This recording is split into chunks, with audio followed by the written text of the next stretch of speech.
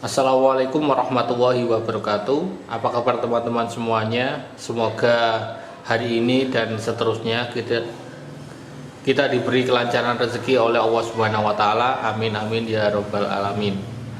Ya, pada video kali ini saya khusus mengajak teman-teman semuanya untuk membahas tentang getah katilayu. Ya, ini getahnya.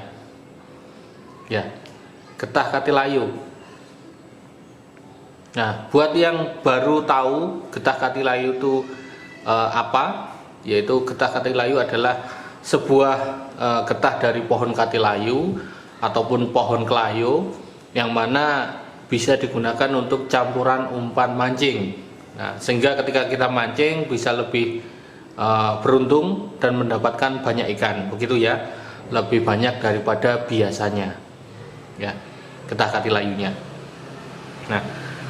Nah, sekarang ini saya akan menjelaskan kepada teman-teman semuanya bagaimana cara membedakan getah katilayu yang asli ataupun ini yang palsu, begitu ya, supaya kita tahu kita mendapatkan getah yang asli atau palsu seperti itu.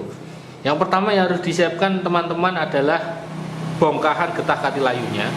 Ini ada dua, ya, seperti ini getah katilayu. Nah, getah katilayu yang asli, sebentar biar saya fokuskan terlebih dahulu.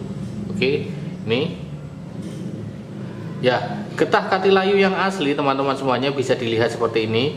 Getah katilayu yang asli itu tidak seperti kaca yang dibelah, ya. Jadi dia punya serat di dalamnya, punya corak yang berbeda-beda, dan warnanya pun tidak sama antara yang pinggir maupun yang tengah. Itu ciri-ciri yang asli, begitu ya. Kemudian ada juga seperti sebentar. Nah, ini seperti kulit pohon begini, ya. Ini menunjukkan bahwa ini adalah asli, ya, teman-teman semuanya. Jika teman-teman mempunyai getah dan getah itu seperti pecahannya seperti kaca, nah itu bisa saja itu palsu, begitu ya. Nah, kemudian yang sudah disiap seperti ini getahnya, siapkan yang namanya air putih biasa di 1 gelas. Kemudian yang kedua adalah air garam. Air garam, ya teman-teman semuanya. Oke. Tadi kita sudah mengetahui yang pertama adalah ciri-ciri dari bentuknya juga.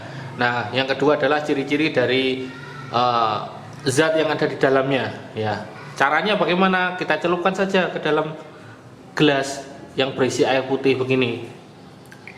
Oke. Nah, di sini kan bisa dilihat teman-teman semuanya.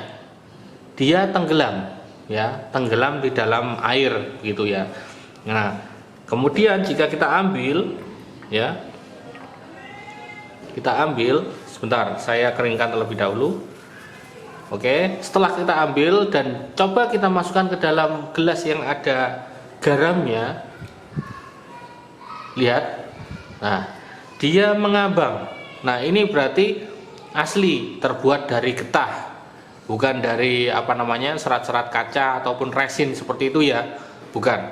Nah, ini berarti menunjukkan bahwa dia adalah getah dari pohon, ya, getah dari pohon. Nah, kita coba yang besar juga. Nah, dia tenggelam.